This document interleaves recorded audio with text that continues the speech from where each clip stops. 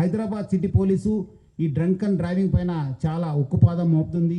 ఒక new year దృష్టిలో పెట్టుకొని మనము ఎక్కువ టీమ్స్ పెట్టడం జరిగింది. ఆల్మోస్ట్ 126 టీమ్స్ పనిచేయడం జరుగుతుంది. ప్రతిరోజు కూడా ఆల్మోస్ట్ నెక్స్ట్ 2026 ఫస్ట్ వీక్ దాకా కూడా మనం ఈ యొక్క టీమ్స్ని పనిచేయడం జరుగుతుంది. సో ముఖ్యంగా ప్రజలందరూ కూడా కోరుతున్నాను, మీరందరూ కూడా అన్ని విషయాల్లో సహకరిస్తున్నారు. ఈ విషయంలో కూడా మీరందరూ కూడా సహకరించాలి. ఎవరు కూడా డ్రింక్ అండ్ డ్రైవ్ చేయవద్దు. మీరందరూ కూడా తాగి బండి నడిపితే చాలా అంటే చాలా స్ట్రింజెంట్ యాక్షన్ తీసుకోవడం జరుగుతుంది. సంవత్సరాన్ని మీ యొక్క ఫ్యామిలీస్ ఫ్రెండ్స్ మధ్యలో మీరు చేసుకోవాలి, కానీ 4 గోడల మధ్యలో చేసుకోవద్దని చెప్పి మరి కోరుతున్నాను. మెమొరబుల్ మిజరబుల్గా చేసుకోవద్దని చెప్పి నేను మరి కోరుతున్నాను. అట్లానే ఈ యొక్క డేంజరస్ డ్రైవింగ్ పైన కూడా హైదరాబాద్ సిటీ ట్రాఫిక్ పోలీస్ చాలా గట్టిగా మనము ఎఫర్ట్స్ పెట్టడం జరుగుతుంది. ముఖ్యంగా హెల్మెట్ లెస్ డ్రైవింగ్ కావచ్చు, మైనర్ డ్రైవింగ్ కావచ్చు, రాంగ్ డ్రైవింగ్ కావచ్చు, దానిపైన కూడా చాలా అంటే చాలా ఫోకస్గా మనం పనిచేయడం జరుగుతుంది. మనం కూడా ఈ ట్రిపుల్ రైడింగ్ కావచ్చు, మన మొబైల్ ఫోన్ యూసేజ్ కావచ్చు, రాంగ్ సైడ్ డ్రైవింగ్ పైన చాలా మనము గట్టిగా ఎఫర్ట్స్ పెట్టడం జరుగుతుంది. ఈ మైనర్ డ్రైవింగ్లో ఎవరు పట్టుబడితే వాళ్ళ పేరెంట్స్ పైన కూడా కేసు కట్టడం జరుగుతుంది. మీరేదో వాళ్ళు అడుగుతున్నారు, మాకు ఇబ్బంది పెడుతున్నారంటే వాళ్ళకి ఏదో జాయ్ఫుల్ రైడ్ కోసం మీరు కీ ఇస్తే మీరు కూడా లోపల వెళ్ళాల్సి వస్తుంది, మీ పైన కూడా కేసు వస్తుంది. సో ఎవరు కూడా పేరెంట్స్ ముఖ్యంగా పిల్లలకి చేతికి కీ ఇవ్వద్దు.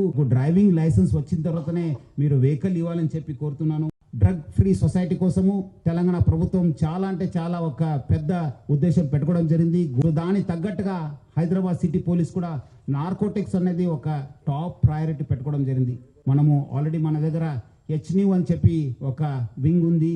గతంలో 322 కేసెస్ బుక్ చేస్తే ఈసారి 368 కేసెస్ని మనము కట్టడం జరిగింది. సో డ్రగ్స్ ఆల్మోస్ట్ 6.45 crores మనము వర్తున్న డ్రగ్స్ని మనము సీజ్ చేశాను.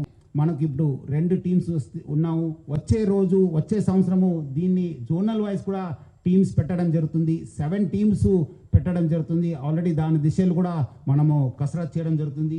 అట్లానే మనము ఈ ఎవరెవరు స్టేక్ హోల్డర్స్ ఉన్నారు, మన ఈగల్ టీం వాళ్ళు కావచ్చు, బయట ఉన్న DRI వాళ్ళు కావచ్చు, ED వాళ్ళు కావచ్చు, మన NCB వాళ్ళు కావచ్చు, డ్రగ్స్ డిపార్ట్మెంటల్ కావచ్చు, ఎక్సైజ్ వాళ్ళందరితో కూడా ఒకటే వేదిక పైన మనము రావడం జరిగింది. లాస్ట్ మంతే ఒక కోఆర్డినేషన్ మీటింగ్ కండక్ట్ చేశాను. మనము చాలా డీటెయిల్గా మన ఒక ఇంటెలిజెన్స్ కూడా ఎక్స్చేంజ్ చేసుకోవడానికి ఒక వేదికను కూడా మనం సిద్ధం చేసుకోవడం జరిగింది. సో వచ్చే రోజు ఈ ఇంటెలిజెన్స్ గ్యాదరింగ్ పైన డ్రగ్స్ ఎక్కడెక్కడి నుంచి వస్తున్నాం, ఎవరెవరు తీసుకుంటున్నారు, who are the main suppliers అనే పైన మనం ఆ నెట్వర్క్ని డిస్మాంటిల్ చేయడానికి హైదరాబాద్ సిటీ పోలీసు చాలా ఒక ప్లాన్ చేయడం జరుగుతుంది. వచ్చే రోజు మనకు దీనిపైన ఇంకా ఉక్కుపాదం మోపుతాను. నార్కోటిక్స్లో పట్టుకోవడం ఒక ఎత్తు అయితే మనము కేసు ఇన్వెస్టిగేట్ చేయడం కూడా ఒక పెద్ద సాహసము. HNEWను ఇంకా స్ట్రెంగ్తన్ చేసి HNEW ఓన్లీ మనకు ఒక ఇన్ఫర్మేషన్కి ఇంటెలిజెన్స్ గ్యాదరింగ్ పెడితే, ఇంకోటి వైపు ఒక NDPSకి ఇన్వెస్టిగేషన్కి ఒక సపరేట్ వింగ్ తీసుకొచ్చి ఒక DCP స్థాయి అధికారిని అక్కడ పెట్టేసి ఆయన కింద కూడా టీం చేసేసి ఎక్కడెక్కడ కమర్షియల్ క్వాంటిటీ ఉన్నాం దానిపైన ఫోకస్గా ఇన్వెస్టిగేషన్ చేయడం జరుగుతుంది. ఇంకా ఈ ఫుడ్ అడల్టరేషన్ అనేది ఒక చాలా పెద్ద ముప్పు అయిపోయింది. ప్రతి దగ్గర కూడా ముప్పు అంటే ముప్పు. ఏది నిజము, ఏది డూప్లికేటు, ఏది మిక్స్డ్ ఉంది అనేది తెలుసలేదు. అడల్టరేటెడ్ ఎక్కువైంది. దానిపైన కూడా హైదరాబాద్ సిటీ పోలీసు కాన్సన్ట్రేట్ చేయడం జరుగుతుంది. వచ్చే రోజు ఒక యాంటీ ఫ్యాట్ టీమ్ అని చెప్పి యాంటీ ఫుడ్ అడల్టరేషన్ టీమ్ని కూడా మనము ప్లాన్ చేయడం జరుగుతుంది. త్వరలోనే కూడా అది లాంచ్ చేస్తుంది. ఒక DCP స్థాయి అధికారిని పెట్టి ఫోకస్డ్గా ఈ మధ్యలో లాస్ట్ 5-6 yearsలో ఏమేమి కేసు అయినాం, ఎట్లా అయినాం, ఎవరెవరు ఉన్నారు, ఎందుకంటే దానిలో కూడా కొంచెం కోఆర్డినేషన్ అవసరం ఉంది. ఫుడ్ సేఫ్టీ మా కమిషనర్తో కూడా మాట్లాడి వాళ్ళ దగ్గర కూడా టీమ్స్ ఉంటాం. మనము అందరు కలిసి ఈ యొక్క ఫుడ్ అడల్టరేషన్ పైన కూడా, ఎందుకంటే చాలామంది ప్రజలు నాకు మెసేజ్ పంపుతున్నారు, లెటర్ రాస్తున్నారు, దీనిపైన కూడా ఫోకస్ చేయాలి సార్. ఈ మధ్యలో చాలా పెరిగింది. పాలు 1 లీటరు 150 రూపాయలు కూడా దొరుకుతుంది, 80 రూపాయలు కూడా దొరుకుతుంది. సో అందుకు ప్రజలు ఏది మంచిది ఏది చెడ్డది అనేది అర్థమైతలేదు. దీనిపైన కూడా మనం ఫోకస్ చేయాల్సిన అవసరం ఎంత ఉంది. సో యాంటీ ఫ్యాట్ టీమ్స్ కూడా మనము పెట్టడం జరుగుతుంది.